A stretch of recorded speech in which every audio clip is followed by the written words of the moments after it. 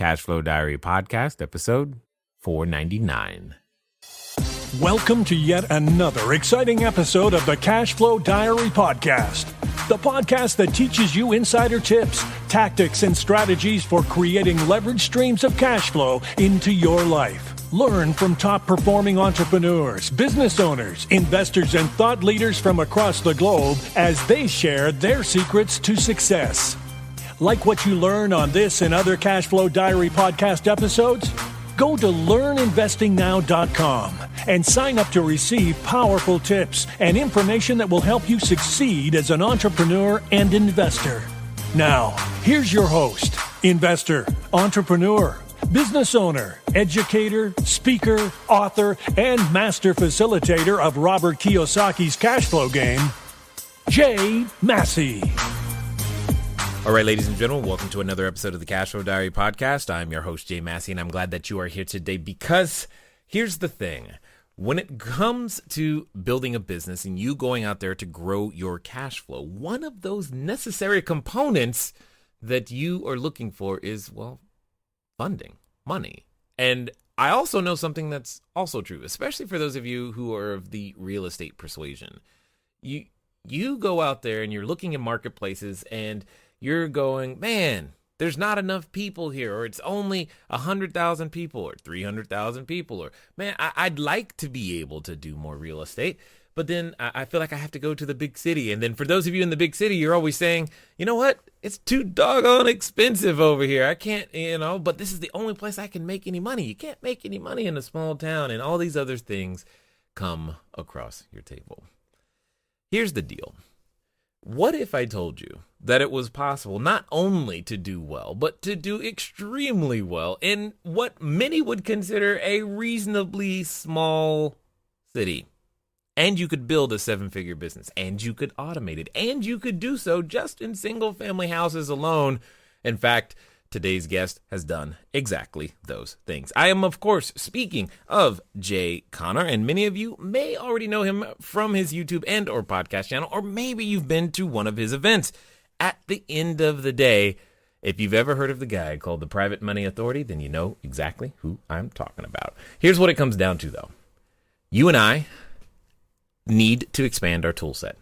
Expanding that tool set always makes us more valuable to the marketplace, and I think that's exactly what's going to happen for us today.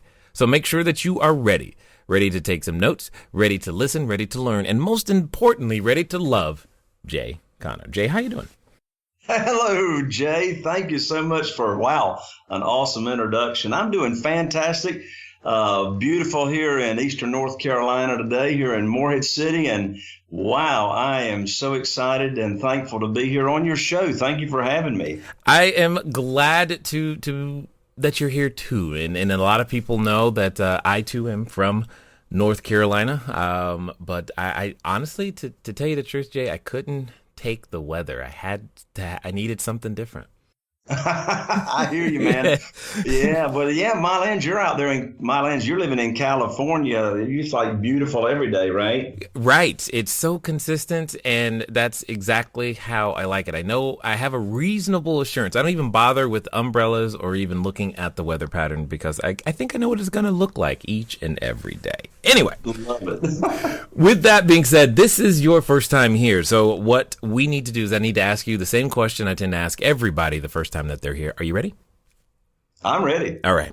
I tend to look at today's entrepreneurs a lot like yesterday's superheroes. You know, Batman, Robin, Superman, Wonder Woman, etc. Right. Because I think superheroes and entrepreneurs have a ton of things in common. For example, there are times as an entrepreneur, I can envision myself running around town using our products and services, saving our customers one sale at a time. And yes, I'm probably wearing a cape at that moment. Now, at the same time, though, just like a superhero, an entrepreneur has a beginning. So my question to you is as follows. Before you being a real estate developer, national speaker, private lending expert, before you being able to do, your rehabs of over 400 houses, and you've been doing this for 15 years, before all of that people know you for today, what we want to know is, who is Jay Conner? Well, I sort of backed into it. I didn't grow up thinking that I wanted to be a real estate investor and et cetera, but I was raised in the housing business. My father, Wallace Connor, at one time back in the 80s, he was the president and CEO of the largest manufactured housing retailer in the nation. And unfortunately, the consumer financing was pulled from that industry. So I knew for about a year that the company was shutting down, and I was no longer going to be in the corporate world as I was with that company. And so my wife, Carol Joy, and I, we've just got great friends in Newbern, North Carolina. I know you know where that is. And their names are Craig and Kim. And this was back in 1993 when I was still in the mobile home industry. They wanted to build their house, but they didn't have any seed money for down payment, et cetera.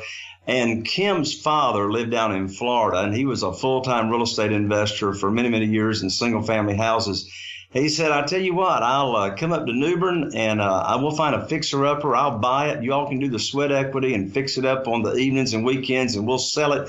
And you can keep the profit for your down payment on your house.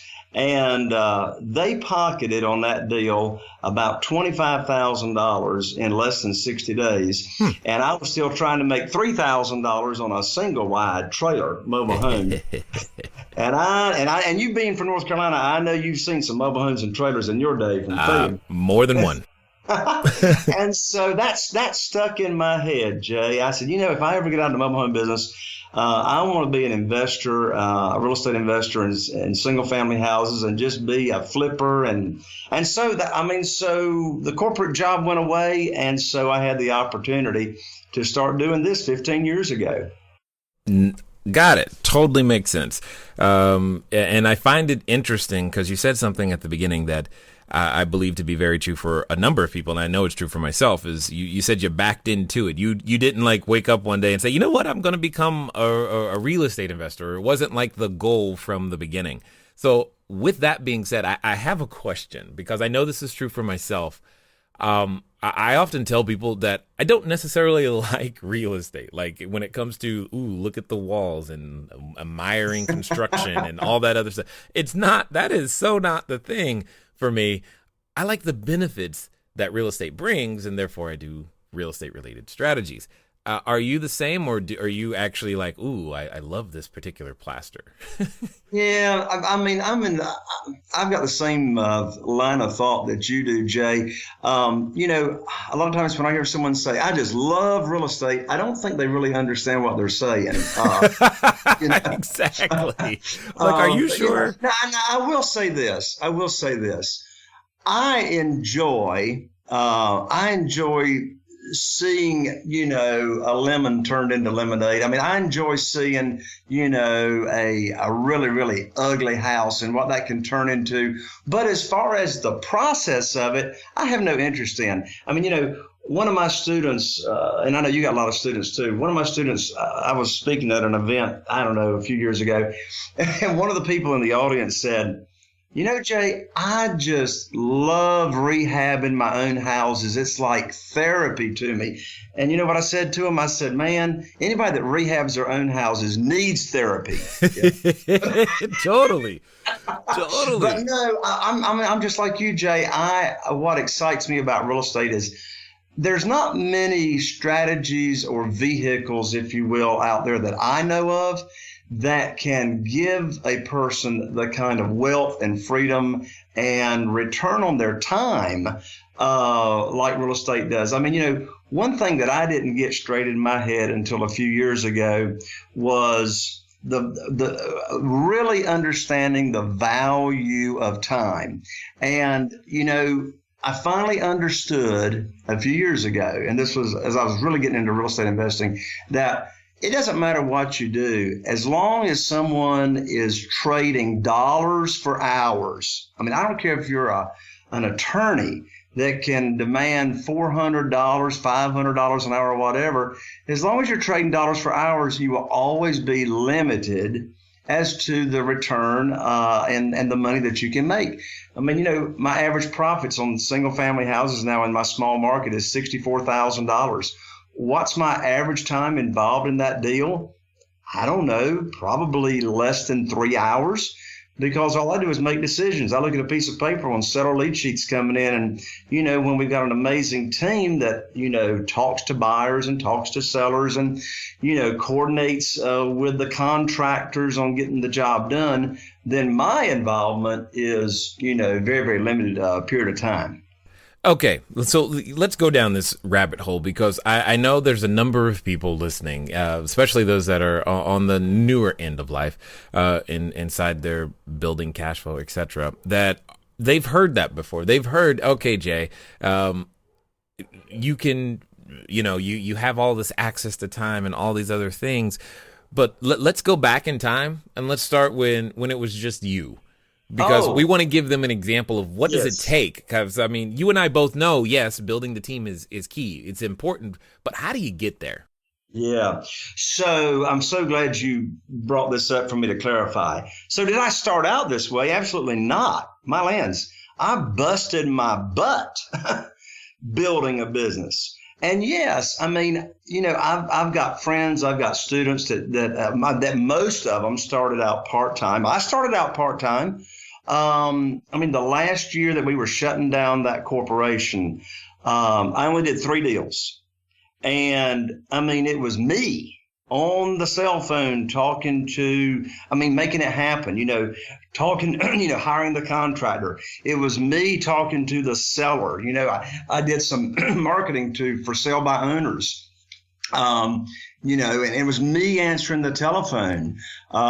Starting out, if anybody, for your listeners, and I know you got thousands and thousands of listeners, I would say this.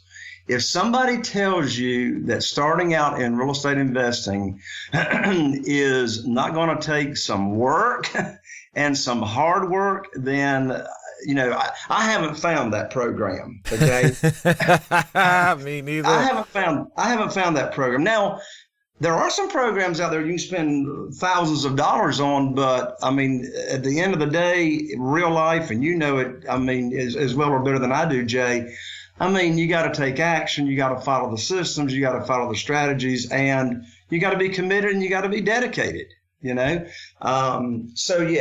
first year I just did 3 deals, and I did that on purpose because I wanted to see what were some common mistakes I might be making, and before I really, turned up the knob to where I was doing, 25 or 30, houses a year. Totally understood. So let's talk about that for a second, because I know there's a number of individuals who are going, you know what, I would totally do real estate, Jay. I would, except how do I know I'm picking the right one? What happens when I make a mistake? It's going to cost a lot of money. How do I deal with all of those things? And it's a bunch of what if questions that are keeping them on the sidelines. How did you deal with that? Yeah. So in answer to that question, the best advice I can give is, particularly for someone that's new, never done a deal before, don't go about this business by yourself. Get a mentor, get a coach. And of course, Jay Massey himself, one of the best on the planet. Get a coach, get someone to hold your hand and work with that's been through the minefield, that has, made the mistakes. Why do I want to make mistakes when I can learn from somebody else's, right? Don't start out the business, and don't do what I did. Okay. Don't do what I did. There you go. I started out my first year, and I was doing it now I had some good experience in the manufactured housing business, but it wasn't rehabbing, and it wasn't, doing single family houses. So I had some good business sense.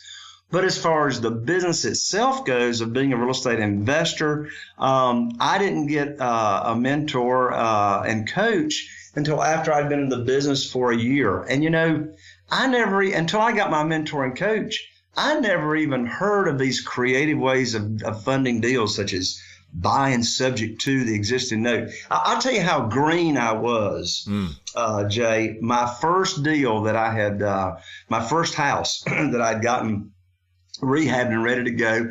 And by the way, back then, 15 years ago, I mean, I had an unsecured line of credit, okay, of $250,000 starting out. Wow. And I bought this house for $50,000. I put 50 in it, had 100 in it.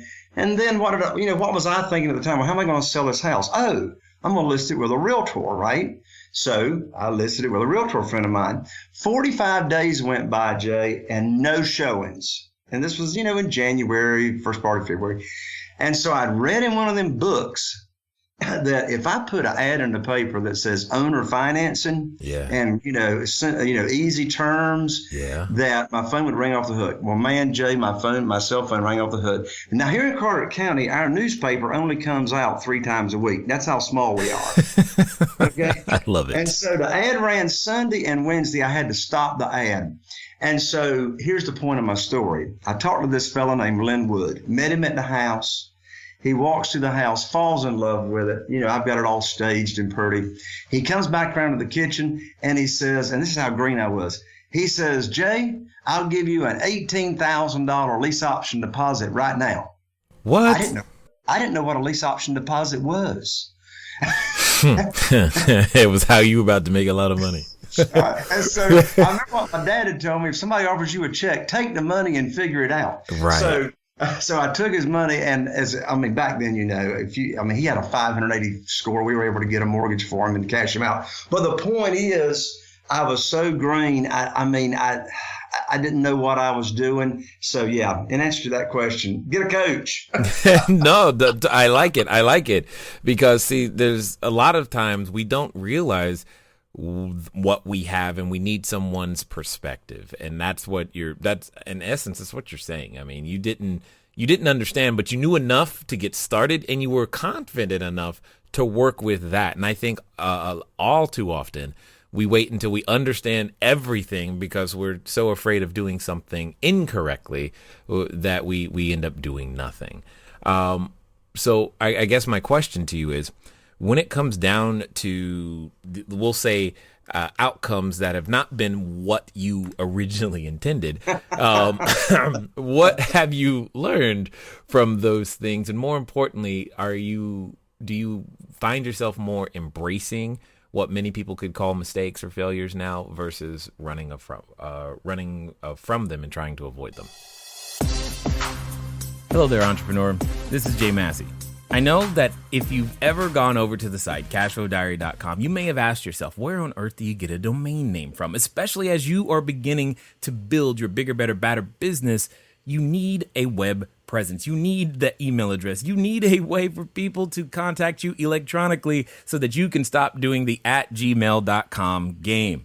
Well, the good folks over at GoDaddy have definitely supplied us with every domain that we have ever used. So what I want you to do is I want you to go over to trygodaddy.com/CashFlowDiary. Again, that's trygodaddy.com/CashFlowDiary, because it's a quick way for you to get set up to capture your domain name the exact way that you want it. They got easy search functions, and most importantly for you is that you'll be up and running today. As I said, once you get started, stay started. Don't let small little obstacles of how to get your own domain name going stop you. So again, go to trygodaddy.com/CashFlowDiary, and let's get back to the rest of the story. Oh, sure. I mean, we still make mistakes today, but they are, let's just say they're mitigated. So What I want to say, one of the biggest mistakes that I made in real estate investing when I started out was there's 3 properties. All right, and I bought all 3 of them right close together at the same time. This goes back to, well, I don't know what year it was, but I was still green. And here's what I did.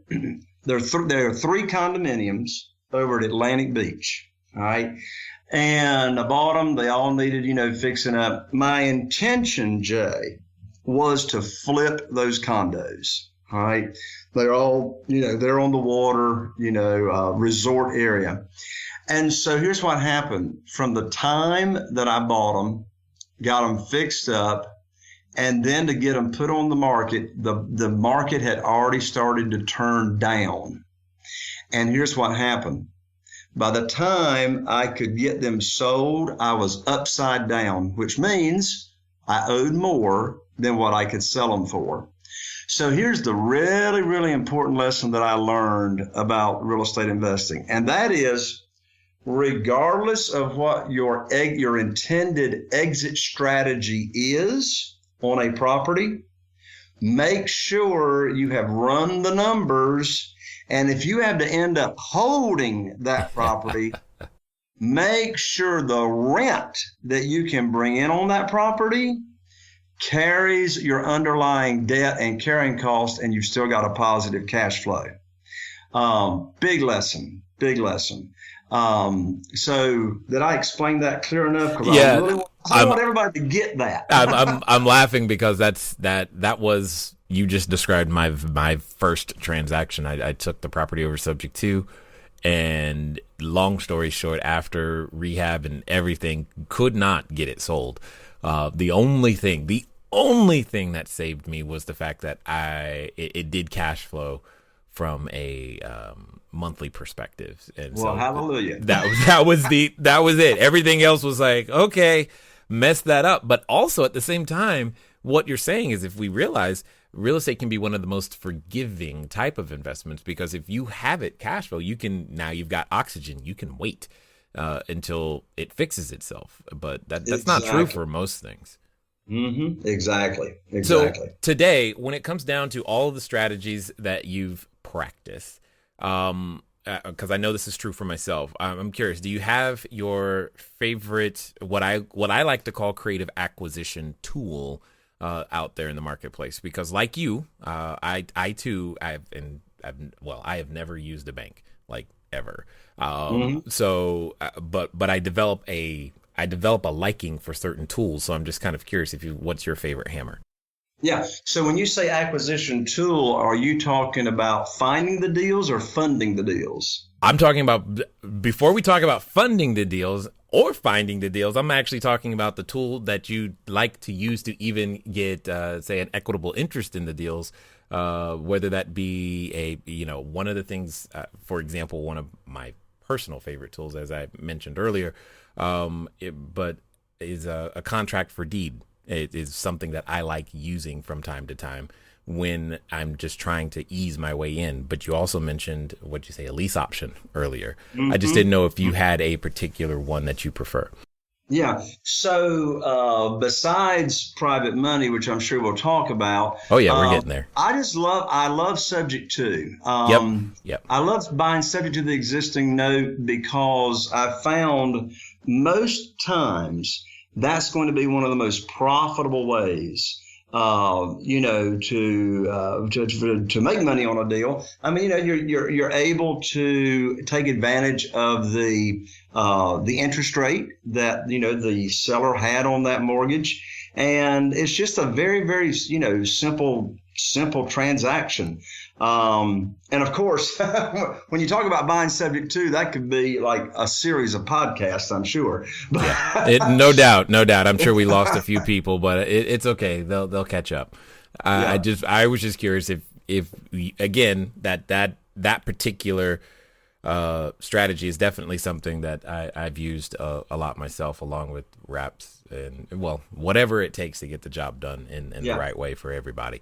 So I know why I started in the real estate world. Credit score was 398. We were recovering, had a whole bunch of issues medically. My wife was unable to eat or drink. I could not walk and talk simultaneously without fainting. The idea of a bank touching us was just not going to happen anyway.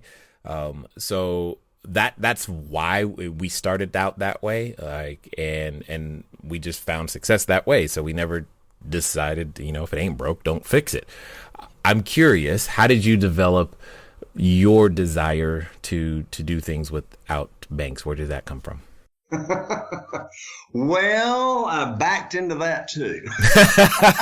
Okay. All right. So, Jay, I know you. I mean, you just mentioned or alluded to the difficulties and challenges that you and your wife were going through.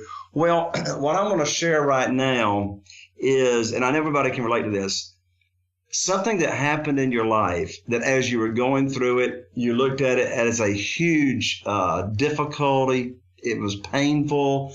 And when you came out on the other side, you looked back behind you, and it was like this huge blessing in disguise that you had lived through, but at the time you're going through it, you didn't know. So how in the world did I get involved in private money and not having to rely on banks? Well, at first, I was relying on banks. When I say at first, I'm talking the first 6 years that I was in this business.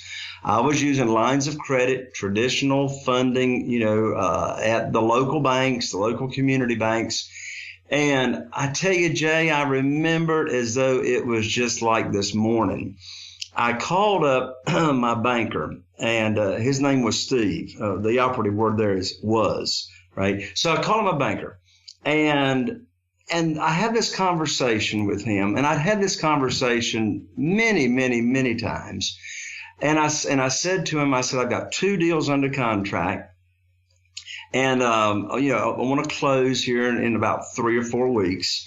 And here's the funding that's required, for the deals. And, that's normally all I would tell my banker. And Jay, I tell you, Steve went quiet on me, and which is never a good sign when your banker or your significant other goes quiet. And so he finally cleared his throat and he said, Jay, he says, I'm sorry to tell you, but the bank has collapsed your line of credit. I never heard of a line of credit being collapsed. Yeah, you're like, what does that mean? I said, what? And so anyway, I said, what do you mean? What do you mean, Steve? He says, well, the bank is just not loaning out money to real estate investors anymore these days. And, Jay, I know you recall, and a number of your listeners will recall what was going on in 2008. Right. 2009. And so here I am. I'm cut off. I got these 2 deals are representing over $100,000 in equity and profits, and I have no way to fund these 2 deals. So I hang up the phone, and, I had a decision to make. Am I going to search for another way, or am I going to quit? And I tell you, as I look back on this story and think about it, one of my phrases I coined is, it's impossible for you to fail until you decide to quit. So I call up my friend Jeff in Greensboro, and I tell Jeff what had just happened on the phone with my banker. You know what Jeff said to me? He said, welcome to the club, Jay. They just cut me off last week. And I said, well, what are you doing? And Jeff told me about this private money thing. And so here's the blessing. In less than 90 days, I was able to raise $2,150,000 in new, fresh funding for my real estate deals that didn't have anything to do with pulling my credit or checking my income or et cetera. And so I put the private money thing on steroids. That was almost 9 years ago. That conversation happened. And so we now have, my wife and I, we've got 47 private lenders. These are individuals just like you and me that are funding our deals. In my land, your listeners, you don't need 47 private lenders. I started out with 1, Right. Private money. I mean, you and I wouldn't be on your show today, Jay, unless the banks had cut me off.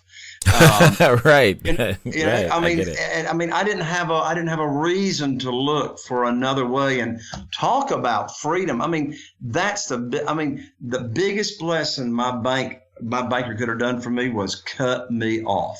Right. Yeah. And it's what's interesting to me is that oftentimes, and I'm sure you've been approached before, where people will say, Hey, Jay, you know what? I would do real estate, but I just can't find the money. I mean, I just don't know where the money's coming from. Or they say, Jay, where do you find these investors? What are they, and they think they look like something completely different than what I'm like, and I will say sometimes I'll say some of the craziest things. Yeah, they're standing next to you at the grocery store. And That's they're right. Like, what do you mean? So I'm going to ask you, Jay, Where do you find these investors? Because they clearly must live on some mystical mountain that only you have access to. Yeah, I mean, they're ordinary folks. I mean, and sometimes the people that you think have got money, I mean, they just look like they do.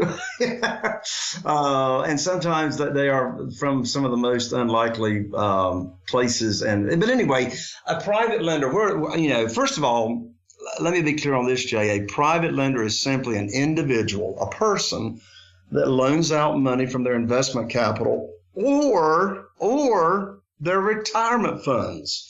And that's a huge thing right there. I never heard of self-directed or using self-directed IRAs until, 9 years ago. Over half of our private lenders use their retirement funds and have transferred them over to a self-directed IRA and then loan the money out to us. But where do you find them? There's three primary categories of finding the private lenders. The first category are people that you've got some kind of connection with, some kind of, are they in your cell phone? Are they relatives? Are they, people that you know in the community? I mean, people that I call it the warm market, right? So that's one category out of three. A second category is I teach my students to go where the money is. Some people say, hey, Jay, all my people are broke.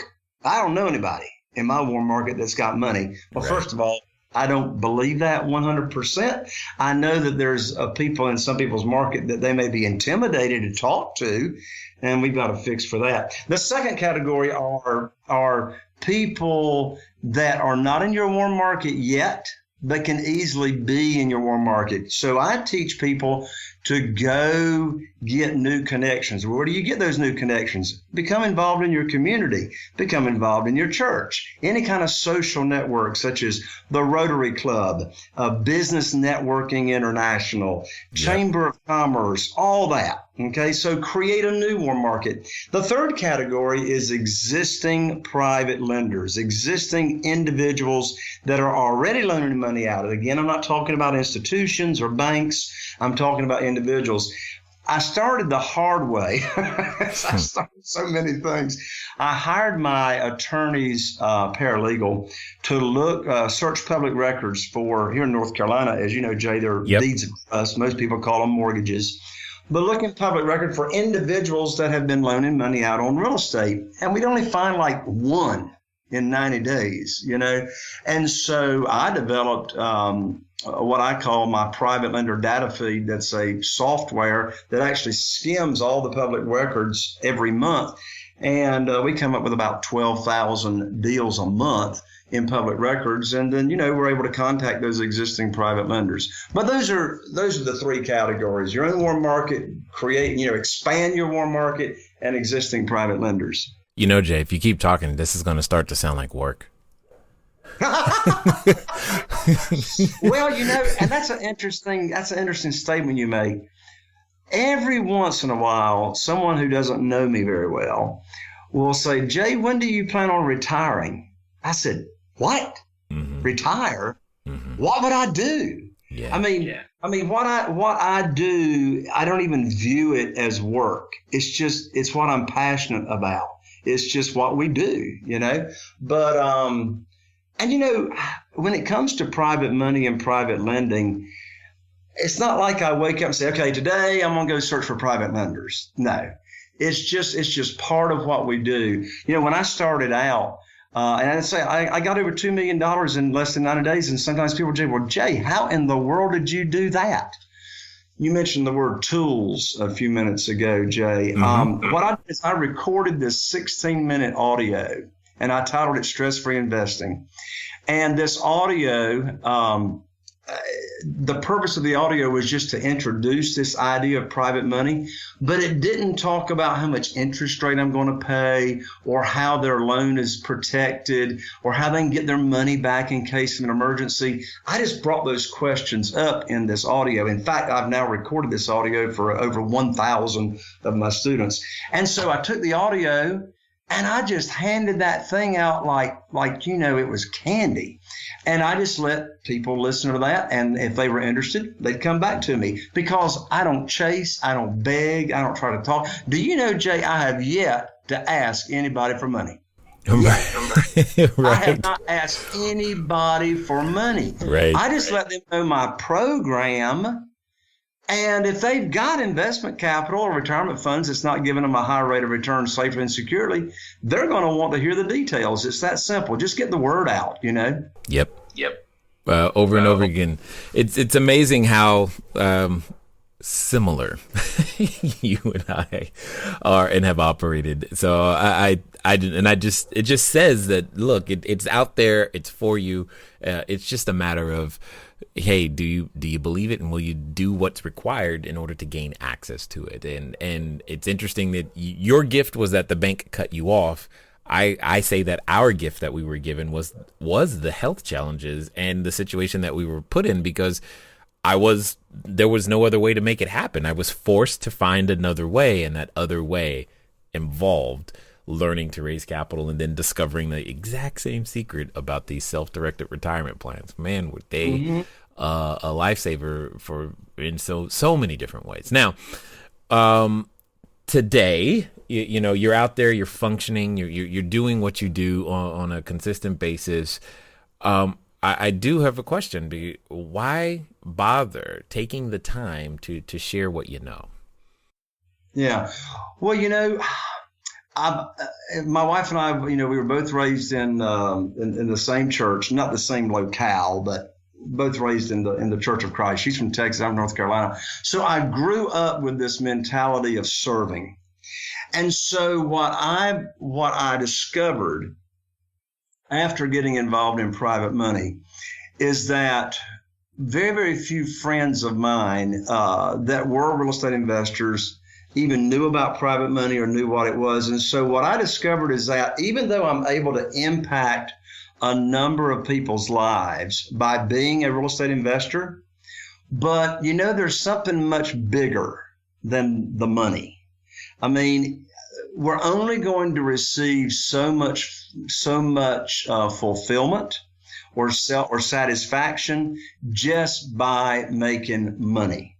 And so my bigger reason or my bigger purpose, and I know you will recall Zig Ziglar, Jay. I will. Yeah. And what a great motivator and speaker he was. I had the privilege of getting to meet or be around him twice before he passed on. But, one of his last recordings that he made talked about the last stage in life, not in your years, but as far as your growth and your maturity, is called significance. In other words, what kind of difference are we making in this life on this planet while we're here? And so I discovered I could impact a whole lot more lives, or even more lives, by not keeping what I do in real estate investing a secret and to myself. And so my level of significance and being able to make a difference in other people's lives has grown so much more by me being able to share, what I know. And, you mentioned a few minutes ago something that came to mind, and that is, learning new stuff. I'm just hungry. I always have been like this. I'm hungry for learning that new strategy or that new thing. And how can I make the business better? And of course, in my world, what can I bring to my students is brand new. Like, for instance, I was speaking at a conference last week in Asheville, North Carolina. I had 300 real estate investors there. And so I stayed for the entire conference myself, also as a student. And I learned so much. I mean, one thing I'm so excited about now, Jay, is I met this guy that has developed this system just 2 years ago on outbound calling to motivated sellers. Well, for 15 years, my primary way of reaching motivated sellers, as far as for sale by owners, is through direct mail. And of course, now I use a lot of Facebook ads and social media, but I still do direct mail. I've never done outbound cold calling to motivated sellers. And so now I'm launching that off. So anyway, I didn't mean to digress, but I just get excited about, because just like any other industry or business, it changes. It changes. And so I want to stay on the cutting edge of, what are the latest tools and strategies that we can use in our business. Indeed. Agreed 100%. Now, for those that have listened this far and want to find out more about what you got going on, what's going to be the best way for them to follow up with you? Sure. So, of course, they can reach me at my website, which is www.jayconner.com, JAYCONNER. I'm an ER, not an OR, .com. And I tell you what I want to do as well, Jay, is give all your listeners 2 free tickets to my live events, and they can learn all about what happens at my live events. We talk a lot about private money and finding deals, et cetera.